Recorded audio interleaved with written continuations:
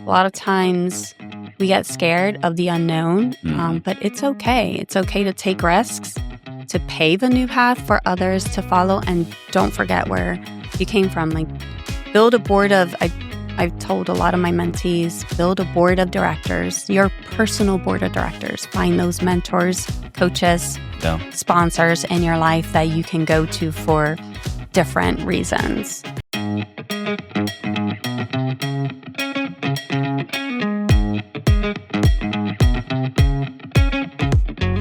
Welcome to Off the Record, a podcast featuring leaders on IBJ Media's Indiana 250 list. I'm Nate Feltman, CEO of IBJ Media, which publishes the Indiana 250, a list of the most influential business people in Indiana. Welcome to Off the Record, a podcast featuring leaders on IBJ Media's Indiana 250 list. I'm Nate Feltman, CEO of IBJ Media, which publishes the Indiana 250, a list of the most influential business people in the state. My guest today is Marisol Sanchez. Marisol is Executive Vice President, General Counsel, and Board Member of Endress+Hauser USA, a Swiss-based global leading supplier of industrial measurement and automation equipment, services, and solutions for multiple industries. She launched the in-house legal department for Endress+Hauser USA after spending more than 8 years as a partner at the Indianapolis law firm Bose McKinney & Evans. Marisol's story starts in her native Puerto Rico, where she earned a business degree at the University of Puerto Rico. The university offered an exchange program with what was then Indiana University-Purdue University, Fort Wayne, that would prove to be pivotal for Marisol and her husband, Raphael, who also happens to be a member of IBJ Media's Indiana 250. Shortly after graduating with a business degree, both Marisol and Raphael moved to the United States to go to law school. But first, they needed to save a little bit of money. So the connections they had made through their exchange program led them to Fort Wayne, Indiana, where they found jobs with National City Bank, and both eventually became branch managers. 3 years later, they quit their jobs at the bank and moved to Bloomington to go to the Maurer School of Law at Indiana University. Marisol started her legal career as a law clerk for then Indiana Supreme Court Chief Justice Randall Shepard, who she counts as a mentor, someone who helped her understand the importance of considering diverse perspectives when making important decisions. She has lived out that idea at Endress+Hauser by founding the company's Women's Integrated Network, which works to empower and connect women through leadership, education, personal and professional development, networking, and mentorship. Marisol also volunteers her time to several organizations that are active in our city and state, including Aspire Economic Development, which is working to drive economic growth and business success in Johnson County and the south side of Indianapolis. She's also a current or past board member of the Riley Children's Foundation, the Institute for Study Abroad, the IU Maurer School of Law Alumni Association, the Central Indiana Community Foundation, Indianapolis Zoo, and the Indianapolis Neighborhood Housing Partnership, and many others. So, Marisol, I can't thank you enough for joining me today on the Indiana 250 podcast. Thank you for making time. Thank you for having me, Nate. Well, let's get started with your journey from Puerto Rico to Indiana. As I mentioned in the intro, there was an exchange program with your university in Puerto Rico and what was then Indiana-Purdue at Fort Wayne.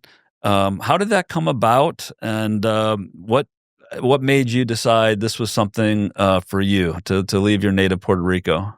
Yeah, as part of the externship, or what we say, the study abroad program, but not really study abroad because U.S., right? Puerto Rico is a part of the U.S. territory. Yeah. But for me, leaving my home island, coming into the U.S. and the mainland, the idea was actually, it's a long story, but I'll try to say this in a sentence or two.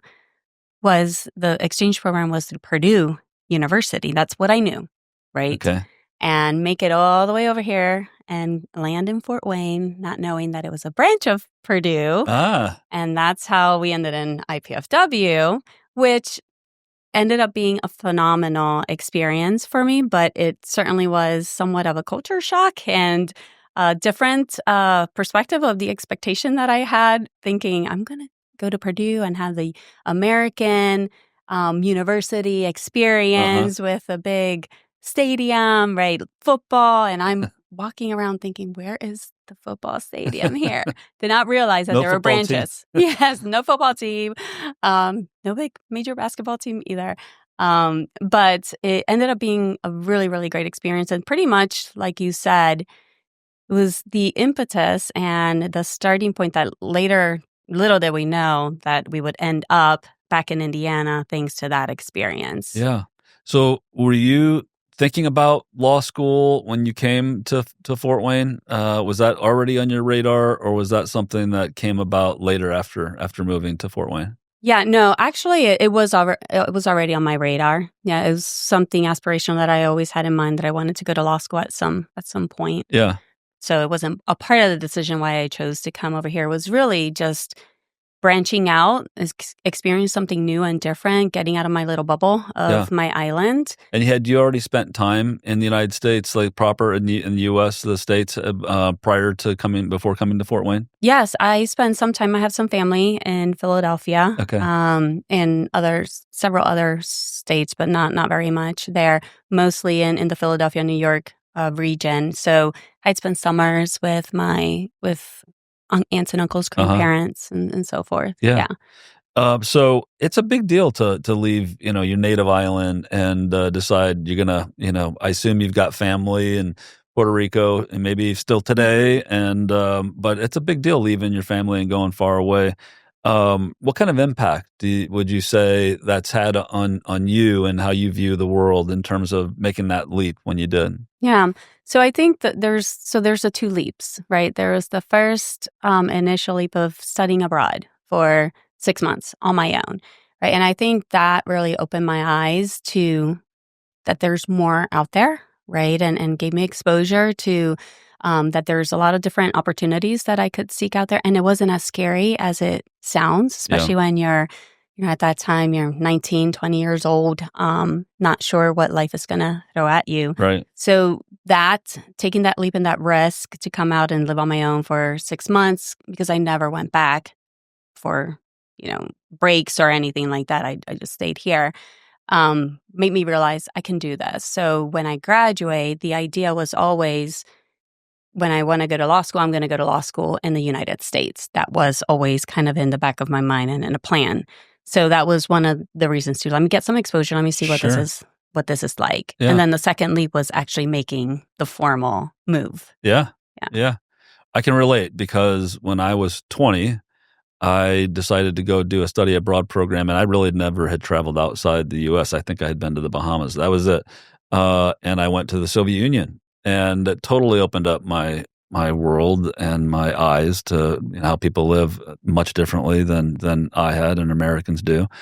But it does take a bit of a entrepreneurial mindset to say, I want to go for it. But when you're younger, like you said, when you're 20, it's or early 20s, it's a lot easier. Maybe you're a little more risk taker at that time. So I can totally relate to what you're saying. So you started out in Fort Wayne, as we talked about, working for a bank, National City Bank. And after 3 years, you decided to go to law school. 3 years is not an insignificant amount of time in banking. So you must have liked it enough. But was there any pull to stay in banking, or as we talked about, did you know, it's time? How did you, and at that time you're married, right? Yes. So you're both you and Raphael are both in banking. And how did you guys decide, okay, this is the time? Yeah. So I think, it was kind of a unique situation, because when I met Raphael, he also had aspirations to go to law school. So that was something that we had a common goal in mind, and we both wanted to study in the U.S. So it was really, okay, let's go where we know people. And because I had done the exchange program in Fort Wayne, we said, well, let's go to Indiana because we know people there. And we purposely actually chose not to go to, this might sound counterintuitive, it might sound a little bit weird, to not go to a state that was very dense and populated from a Latino perspective. Not because we don't love those states, because I have a lot of family in Philadelphia and whatnot, but we said, let's not go to Philadelphia or to a Chicago or to a Florida, for example, because our thought was, where can we go that we can make an impact? And actually our bilingual skill sets, the things that we can bring to the table can be marketable and be assets. And we saw Indiana loved the people that we met here, became really close friends. The guy, one of the guys that was a close friend of mine, ended up being our best man of our wedding. So we said, let's go to Indiana, and from there decide where we want to go to law school. Well, as you know, you have to make a living, and you can't just plop in somebody's house, which is what literally we did. We had suitcases, and we sat in, stayed for a couple months in their living room, lived there they were newlyweds, we were newlyweds. So that was fun and interesting, I'm sure, for our friend. And we had to get a job to get an apartment. It was a cyclical cycle. We didn't have a lot of money. All we had were savings in our bank account, a little over $10,000. Spent half of our money to get a car. Wow. So that we could actually drive and go to interviews for a job, so that we could get a job, so that we could get an apartment, and they would rent us an apartment. Right. But that all happened in a period span of about 2 months. We managed to get that done, and we both landed in National City Bank. We got hired same day, same office. They pulled us both in and said, we're going to hire you both. So it was really a starting point. It was more a stepping stone. Yeah. We never thought we would end up here permanently, but that's pretty much what started everything. And we blinked, we moved up in the ranks in the bank. Before you know it, we blinked. It was 3 years had gone by. Yeah. And we said, that's not what we came here to do. We came here so you with remember a goal. Having a conscious discussion where you said, hey, we were planning to go to law school. It's time. Yes. And so that was the goal. So we quit, or like you said, we quit our jobs and went full-time law school, and it made sense to go to Indiana. We were residents. Did you ever worry that you both wouldn't get into the same school? Yeah. And then, of course, you both did, but that must have been a stressful time too. Oh, absolutely. Yeah. That we said we committed to each other. We have to get into the same school because we have to go in at the same time. Yeah. So we applied to many different out-of-state schools as well as Indiana, and said, okay, wherever they accept both of us, that might be the deciding factor. But we were fortunate enough that we actually got accepted everywhere we applied. And then it became a matter of choosing and selecting where we wanted to go. And Indiana was a perfect fit for us. So I also, as you know, I'm also a law school grad, and I know how stressful law school can be. So I'm curious, a married couple going through law school together. I mean, I always had the viewpoint, gosh, I can go home and kind of just unwind and not even think about law school at times. But when you've got two people in a relationship that are both going through law school, would you say that was easier because you both were going through the same thing, or was it like doubly stressful because, okay, let's see who's going to do better on that contract exam, Tell me about how that was. Yeah, when you take your vows, when you get married, and it says for better or for worse. Right. I think they had these type of situations in mind. It's like, is it for better or is it for worse? No, but I do think it was both. Yeah. It was easier for exactly the reasons you said, because we could understand what each other was going through, and helps be support mechanisms for each other, which is why we said we wanted to do this together. But it was also not fraught without challenges, right? Because going through law school is not easy, stressful, and very stressful. And as a young married couple, right, you're also building a new life together. So you're getting to know each other in many different ways, in very, raw moments of your life from a stressful situation. But I would say it's probably better. It was easier than the stressful side of it. Yeah. Okay. So who did better in law school? I won't say, but me, no. Love it. I'll use that on Raphael later. That's awesome. So you graduate law school. Well, I'm going to talk a little bit later and more in depth about clerking for Chief Justice Randall Shepard, which is an awesome honor in of itself, because he's the Chief Justice, and it means you did do really well in law school. But after rising through the ranks, you end up at Bose McKinney and Evans and become partner. And when most people make partner, they end up saying, "Okay, I've hit my career goal, and I'm going to stay here and do well and write, continue to do well at the practice of law. But you decided after some time, 8 years as a partner at Bose McKinney, that you wanted to try something different, and you decided to leave and go to Endress+Hauser. Tell me a little bit why you felt like it was an opportunity worth taking and leaving, the law firm partnership track, which you were obviously had already accomplished, but were continuing to go and to work at a new company for you, a company opportunity. Yeah. As you know, I have a business background, right? Business degree background. So I think I always had the thought that at some point I would go into business. I do have that entrepreneurial spirit in me. I like new challenges. I like the idea of creating something and something bigger than me. And I think with the law firm, you have those trajectories, right? You start out as a young associate, and then you kind of know where you're heading towards, and from a partnership level and so forth. Endress+Hauser was one of my clients. That's typically how that happens, right? They recruit you and want you. And I would have to say, the very first time they offered me this position, I actually rejected it. So I wasn't ready. The timing wasn't right.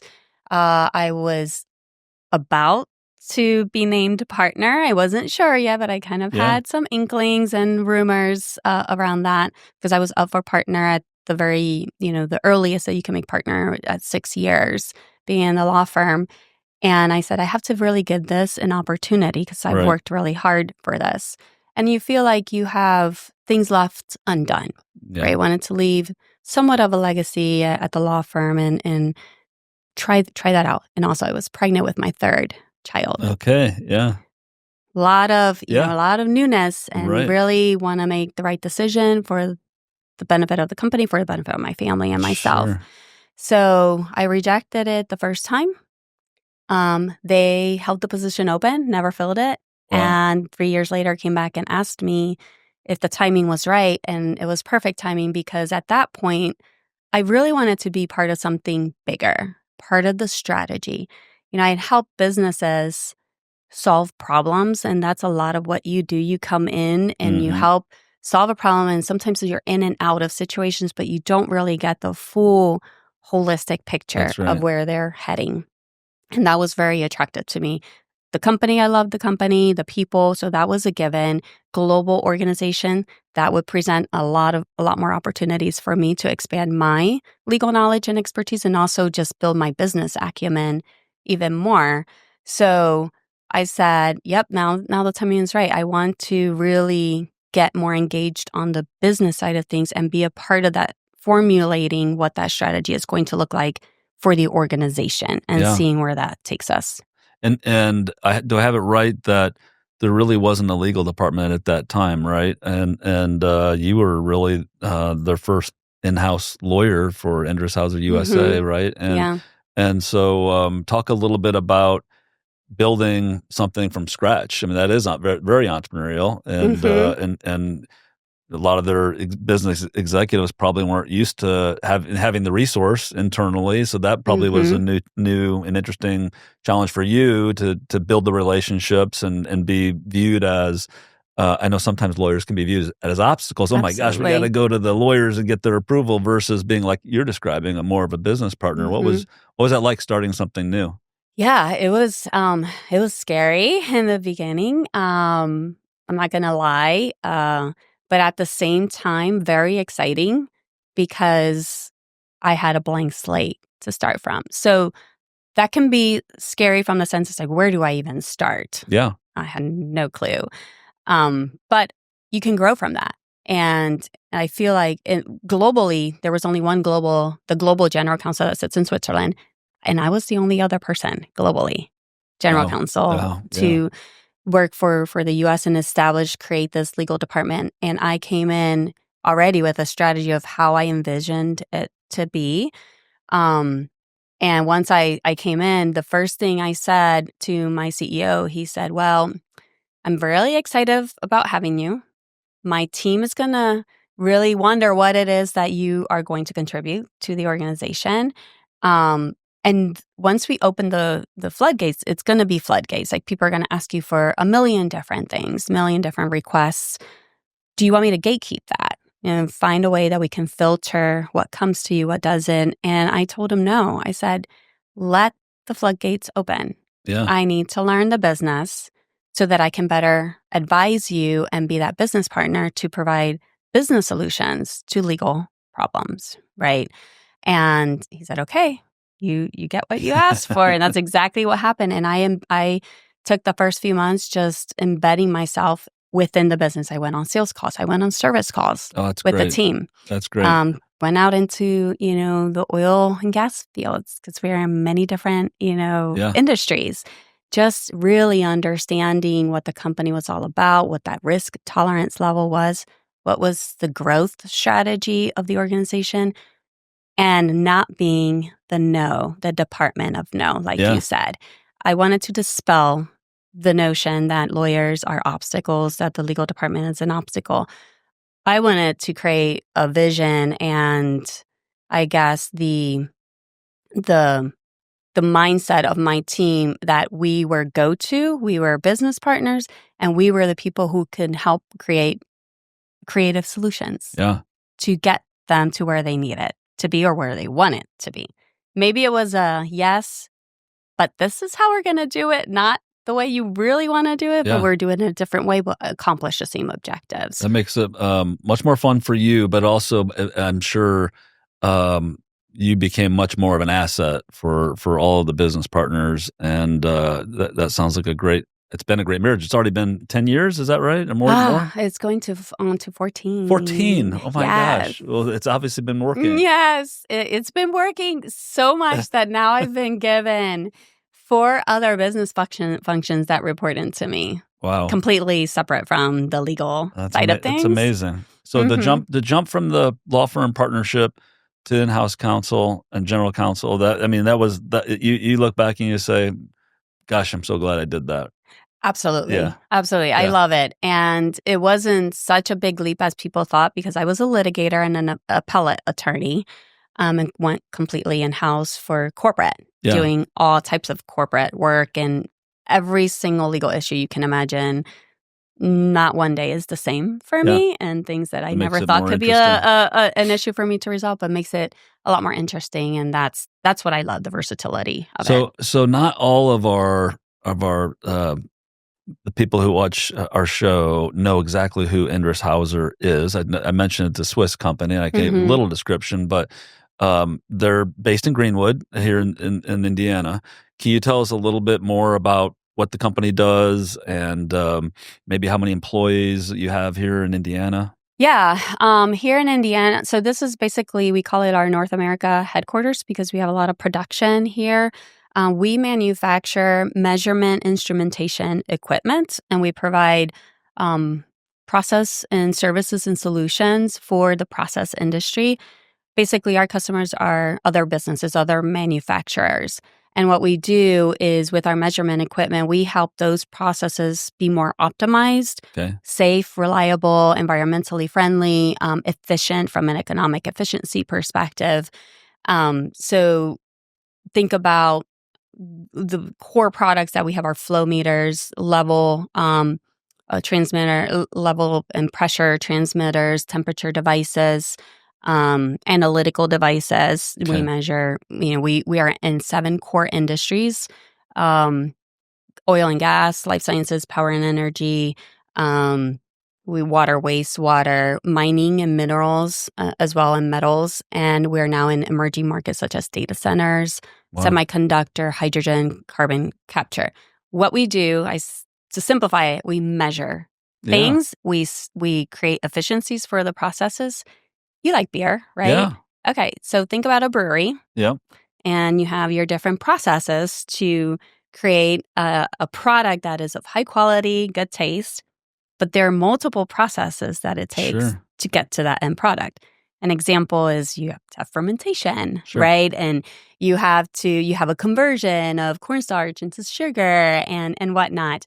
Well, our devices measure the temperature to make sure the fermentation is at its peak point, the quality point.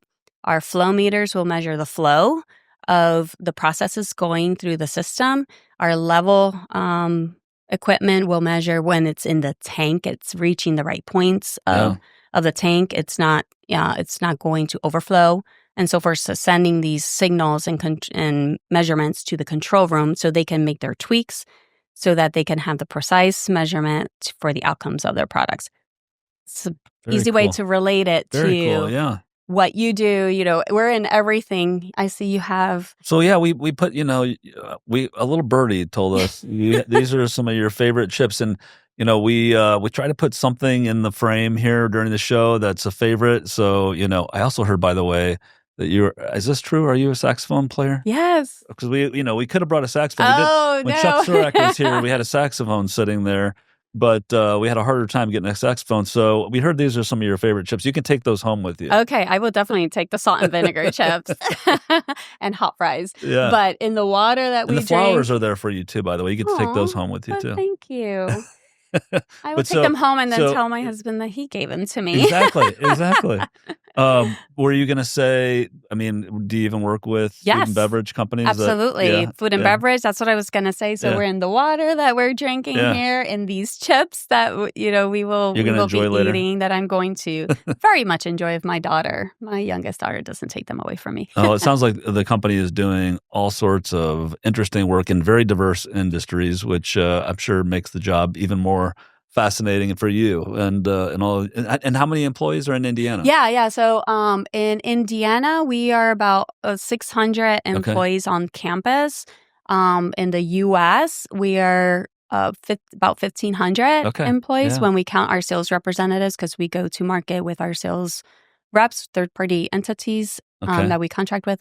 Over 2,000 people that represent our company here in the U.S. Globally, we're at 14,000. Oh my gosh. And we're at $4 billion revenue. So it's a big company. Yeah, it's pretty large. And awesome. Right now, my legal function, as you mentioned, started as a U.S.-based legal services. Now, my team, we provide legal services for our 11 entities in the U.S. We have 11 affiliates, sister companies, and Canada and Mexico officially. So there's 13 entities, and then unofficially still support on a global scale, primarily in the South America's region because of my bilingual skills. It's great. So are you traveling often?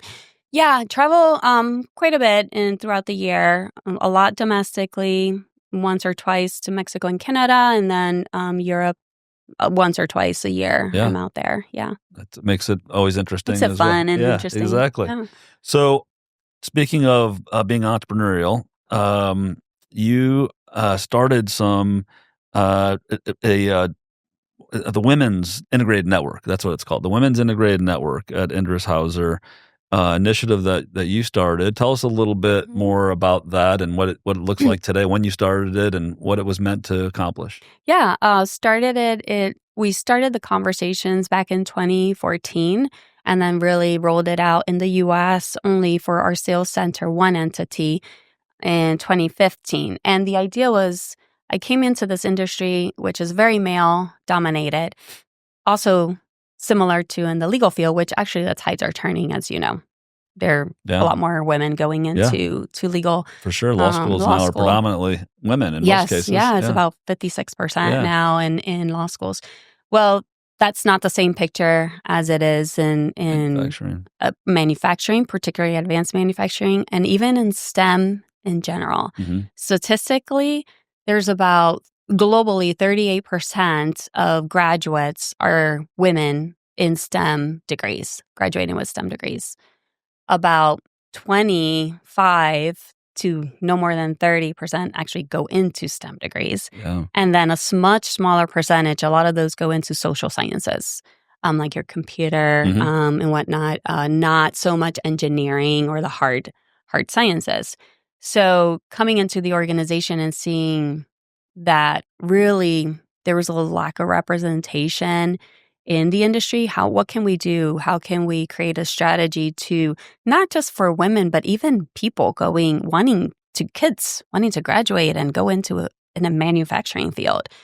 We said, okay, first of all, we have to build a strategy to attract women into the field, attract kids when they're young to say, I want to grow up to be an engineer and go into advanced manufacturing. So we were very intentional in that regard. And from my perspective, I said, I want to make sure that we're where we need to be to create the awareness and the education that manufacturing is not dirty. Dispel those misconceived notions. There is opportunity for advancement. There is opportunity for growth and to have a very challenging and rewarding career in advanced manufacturing. If you don't have the role models that are out there that women can come and see other women advancing within the industry and even part of the industry, then you're in this vicious cycle, never-ending cycle that you can't get out of. So the whole idea was to create networks, help women create those networks, those opportunities for advancement, mentoring, just being advocates for each other. We need men in the conversation too. So the network is open to men and women. It's not just for women, but it's about diversity. It's all about the whole picture of diversity, diverse perspectives, diversity of experience, and bringing that to the table, because at the end of the day, it just makes good business sense. It's not just the right thing to do, but it makes good business sense. And it creates very successful business outcomes, even statistically speaking, that revenues increase when you have diverse perspectives at the table because you have innovation. You create creativity. I mean, you know this. You're an entrepreneur as well. When you can bring multiple people from different backgrounds and experiences at the table, you have better outcomes, better informed decisions. So have you, absolutely, have you seen some success with the network? Absolutely. Have you seen more women coming into STEM fields within the company and the manufacturing processes? Yes. So now we went from having about 15% of women in leadership roles. Now we have 33% women in leadership roles. That's great. We have grown our base to over, we have almost 40% of women in the organization, holistically, percentage-wise, that are within the company as a whole. We have rotational young entry-level rotational programs that we open for all the partner with all the universities, Rose-Hulman, Purdue, out-of-state, Texas A&M, a lot of different universities. Half of our students, our rotational engineers that come in now, are women. Oh, that's great. So it's really, really, really great. And that's grown. That must be gratifying. Went from 1 or 2 to now about half. That's got to be gratifying for you and starting that network and to see that success. Yeah, it started here. And then in 2020, we launched it globally. Awesome. So now we have it on a global scale. That's very impactful. That's very, congratulations. Thank you. That's neat. I want to turn to mentorship. As I mentioned in the intro, you clerked for Indiana Supreme Court Justice Randall Shepard, and of course, people know, our listeners know him well. He's had a huge impact in Indiana, but I know you count him as one of your mentors. Can you talk a little bit about the impact that he had on your career and I don't know if I stay in touch with him, but I'm assuming you do. But tell us a little bit about that relationship. Yeah, I do stay in touch with him. I see him oftentimes. If he's listening to this, he'll chuckle at Delicia. It's one of our favorite restaurants up in Alpha College. A little plug for them there. Yeah. We do stay in touch, and he really, I just admire him. He's wicked smart, first of all. But his approach to things, he taught me how to look at things in different perspectives. So as a lawyer, you typically go into a law firm and you're seeing things from the other side of the bench. And now having this opportunity to work with him and kind of see how his mind works. And on the other, like behind the bench, how are we thinking about things to make laws that are going to impact lives and people and companies and whatnot. He really was the one who instilled in me not just open your eyes, have different perspective, come to the table open-minded, and then look at the facts, look at the law, look what's out there, and then make your kind of assessment and of the situation. But even more so on the community side, on the public service side of things, he is the epitome of a public servant. He gives so much back to the community, gives so much back to the profession in and of itself. I was an ICLEO fellow, thanks to Chief Justice Shepard, who started that program here in Indiana to give opportunities for people who are the underrepresented community. And without that, I don't know where either Raphael and I would have been. Yeah. And just seeing how he was so devoted to making sure that he was lending a hand and making sure that he was being supportive of that next generation behind you. I took that to heart. And you read off all the boards that I can't believe you read those off, because it makes me wonder, why am I on so many boards? But I do like to give back. It's really a passion of mine to be a part of the community and use my legal degree. That's what he said. This is a privilege that you hold. Yeah. And it's a responsibility as well. And there's so much you can do with your legal degree for good. Right. Use it for good. Right. In different ways. So through that experience, are you mentoring others today, or do you, is that something that I always people ask me that sometimes, and I say I don't think I'm a very good mentor. I try, but I don't think I'm great. I do try to make myself available to give advice. When especially law students. I went to McKinney Law School, and I've participated in that the different programs there and tried to be helpful. But is that something that you take seriously in your role today? And how do you look at mentorship today? Yes, I think it's critical. I see it very important because I benefited from that, whether it's formal mentorships or informal mentorships. Part of the WIN network, for example, we did create a mentorship program, and that's gone global as well and viral from that perspective. I currently am mentoring 5 Are you really? people. Mm-hmm. Fantastic. And now at the company or outside the company? Both. Mm-hmm. That's great. Both inside and outside of the company. And I think that people are intimidated by mentorship. Like, what does it entail? And it's really just sharing your experiences and being a support system and helping open doors, perhaps. It could be just as simple as that. I agree. Yeah. No, it's great. I want to turn to kind of my last question before I get into our final set of questions that I always ask all of our guests. But what do you think of our city and region in terms of what we need to do to grow our economy, to grow our workforce? You mentioned that your company has operations all over the U.S. You have operations globally. When you come back home or from traveling, or are there things that you say, "Gosh, I wish we were doing this better," or that maybe you see things we're doing great, which is good. But I'm always trying to, from a constructive perspective, think about what we can be doing to be better. As Central Indiana and the state of Indiana. Any thoughts from your experiences on that front? Yeah, I think, there's a lot of things that we're doing really good. There's a lot of strengths that we have as a community. One of them being the ability to create public-private partnerships. And you yourself have been involved in a lot of those efforts. The community really does come together nicely in that regard. The philanthropic community is huge. That opens doors for business growth and scalability from an economic standpoint.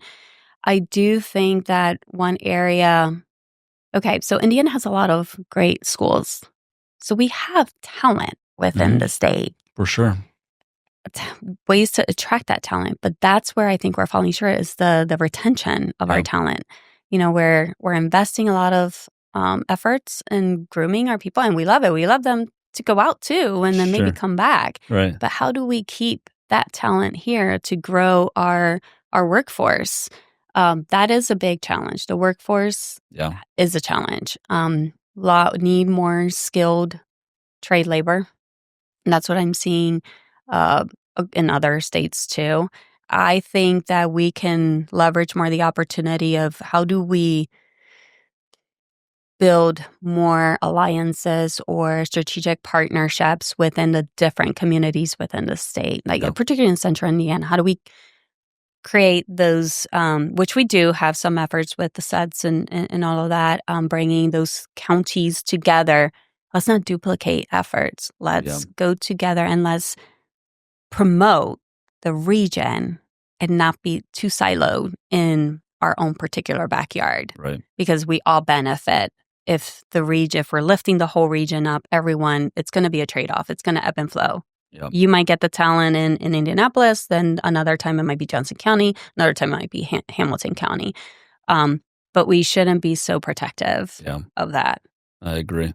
Yeah, I think the workforce and keeping and hopefully inspiring more entrepreneurs, people that can create the next companies, feels like that's something we need to get better at and focus on. And you're right, we've got great schools in this state that are producing all kinds of talent. And we just need to figure out. This has been an age-old problem. I know. This is not anything new, but we still got to work on strategies to keep more of our talent, and or like you said, get them to move back. I'm someone who left for 10 years and came back, and I loved the experiences I had, but knew like you did, as you suggested, that Indiana would be a great state, for you and Raphael to have your careers. And well, it's the crossroads of America, right? We have a lot of good things going for us in terms of logistics and a lot of growing industries. Advanced manufacturing being one of them, but tech is growing biosciences. So how can we leverage that and create an ecosystem, economic ecosystem around our city and state? Mm-hmm. Well, Marisol, we've made it to Off the Record Speed Round. So where I am going to ask you some questions, and you try to give me quick answers as quick as you can. You can always take a little longer on some. So I'll start with your favorite movie. Oh boy. Okay. That's a hard one because I love I am a movie buff. Are you? Yes, that's what I do. Okay. Pretty Woman. I know that may sound very cliche. Love Pretty Woman.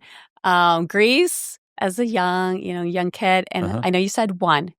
Pretty Woman, Grease, My Cousin Vinny. That's a funny one. The lawyer. Greatest lawyer of all time, right now. Exactly. I like it. Favorite place to vacation?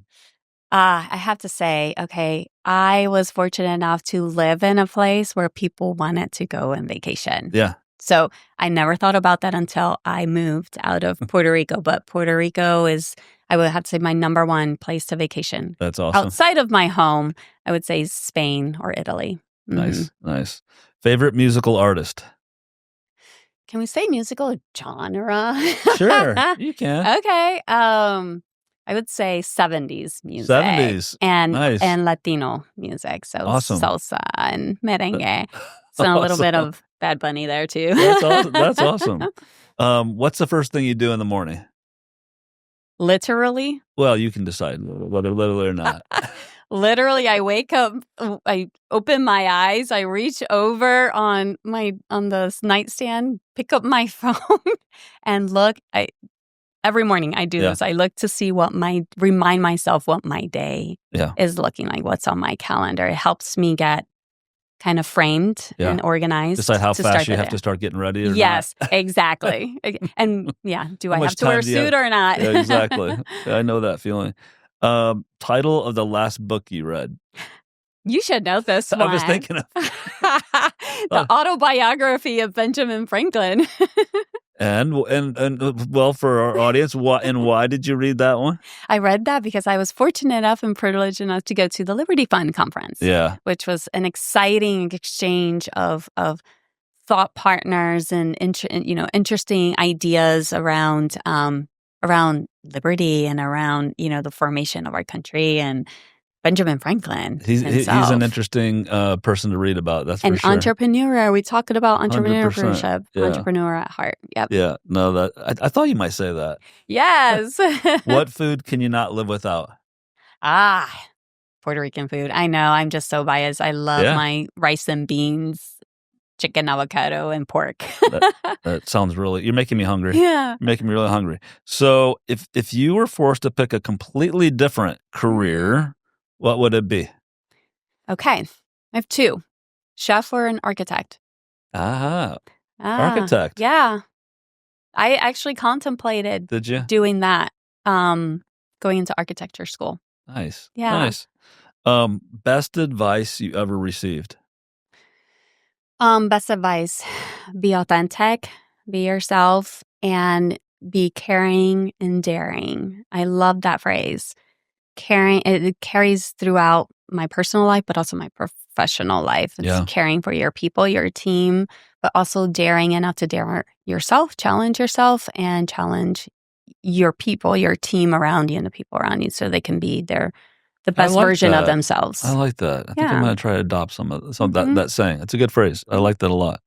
Advice for a young person who wants to become a leader, like you are. Yeah. What advice would you give to somebody who is, really wants to establish themselves as a leader? Yeah. I'd have to carry what the advice I had in terms of being authentic and true to yourself, know yourself, but be intentional. I'd say be intentional in everything you do and be the master and the charter of your path. A lot of times we get scared of the unknown, but it's okay. It's okay to take risks, to pave a new path for others to follow, and don't forget where you came from. Like, build a board of, I've told a lot of my mentees, build a board of directors, your personal board of directors. Find those mentors, coaches, sponsors in your life that you can go to for different reasons. Yeah. That's good advice. Well, Marisol, thank you so much for joining me on the Indiana 250 podcast. Thank you for all the great work you do in our community, all the boards you serve on, and for being a mentor and leader. It's important. So thank you so much. Oh, thank you. This was fun. Thank you so much for having me. Thanks.